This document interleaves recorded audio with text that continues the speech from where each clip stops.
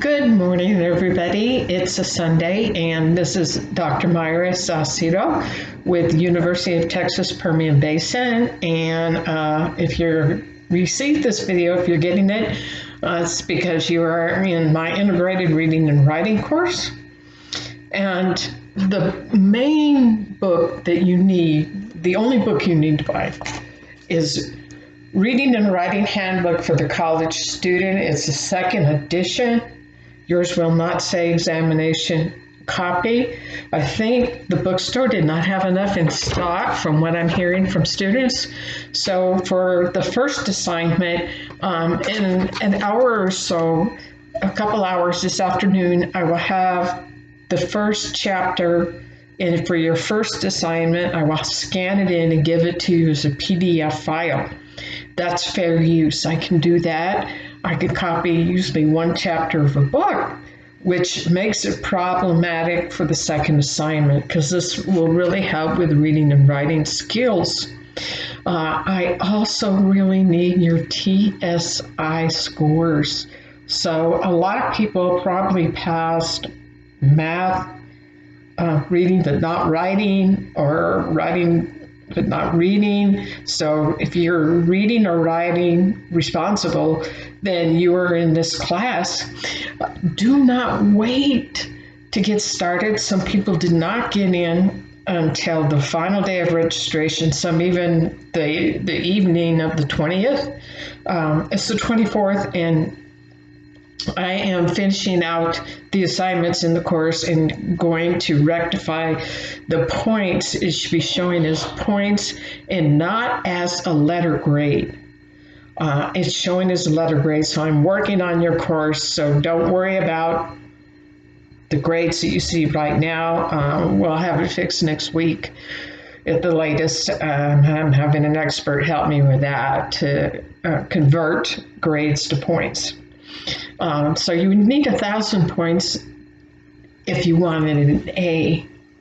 Be 900 to 1,000 points, like 90 to 100 would be an A. 699 or 69.5, so that'd be, out of the scale of 100, would be passing, barely. So that would be satisfactory. From 69.5 to 100 points or 1,000 points would be passing. And below that, you would get a U, unsatisfactory. So you will not get a letter grade for this course. You will get, you can earn up to 1,000 points. And you will get either pass, fail, satisfactory, or unsatisfactory. You should also be really burning rubber in your English CLERT 1 courses.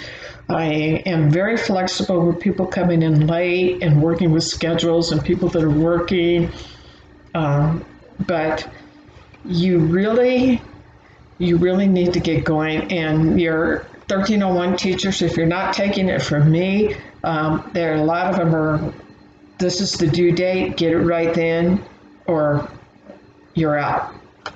So, don't know what that background noise is, next to the street. So, anyways, for reading the Reading and Writing Handbook, it should be in the bookstores. This is for assignment 1 and assignment 2. And there'll be several other assignments. They're little, they're brief, but it should help you with your writing. Try to write more advanced. Use larger vocabularies. Do not use text speak, especially the small letter I. When you're referring to yourself, or the number 4 instead of FOR or FOUR. Try to know the difference between there, THEIR, and there, THERE. A lot of little things, and it increases your credibility as a writer if you don't use slang like wanna, gonna, kids stuff. Try to get more specific. Also, look up words if you're not entirely sure what they mean. The 5 myths about writing discussion board, everybody seems to have misread what the 5 myths about writing is about. I know the writer. I met Duncan Carter. He unfortunately has passed away from cancer.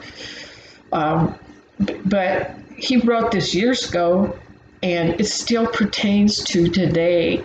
A myth is something that is not true.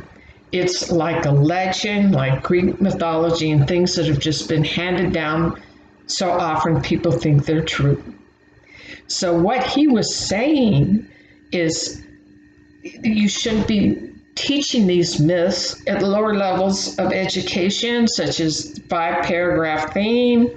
You know, expert writers know where their point before they get started. No, that's not true. And a lot of these things that you've been taught for years is why he says you need to unlearn some things that you learned in high school. And especially if you're a returning student and you let 10 or 20 years go by, you may have also been taught how not to write at the academic university level, which is what we are working on the skills for that. That's basically what I'm going to do. And some of you, if you haven't taken the TSI, take it. You might even pass out of this class. If you feel ready to take it again at any point during the semester, you can retake the test. It costs like $25 online or something, but then you would not have to finish this class. You would stay in 1301. You would just automatically get a satisfactory once you pass the TSI, and then stay in 1301. That's the big focus. Do not get behind in 1301 or in this class if you can help it, because the skills you learn here is going to be what's going to help you pass writing papers and other courses. So I will be changing some things up. Don't worry about it. It'll all settle down by next week. And now you may have some grades that say missing or late. Don't worry about that. I'm going in and extending due dates because people did not do the assignments correctly, and because I just have a few new students that are just in the course now and just reading everything now. For the discussion boards, it should be, you should write your initial post, what you have to say, 250 to 300 words. It's like one double-spaced type page, not really a lot. It's great to quote the author, use quotation marks. We'll work on this, and in parentheses, you would put the page number where you got that quotation. So it's good practice. You will have to use it for the rest of the university level, depending on the courses that you take. We're using Modern Language Association Style 8. And that is what is in this handbook. It also has APA style if you're a nursing student, and other styles, so you may be able to use this book later on in other classes. It's a good handbook to have, and it's the second edition.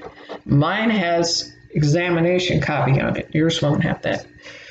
So I am reopening discussion boards so people could get it right the first time. And then after that, I will not have time to go through and see who missed reading the directions because the requirements, read them 3 times. I've made this mistake myself at the doctorate level of getting into a quiz and doing something without having read the directions. So yeah, I made mistakes. We all do.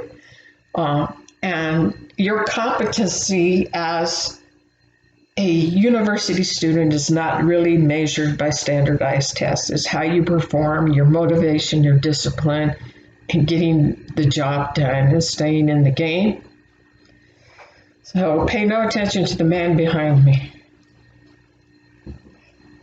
I am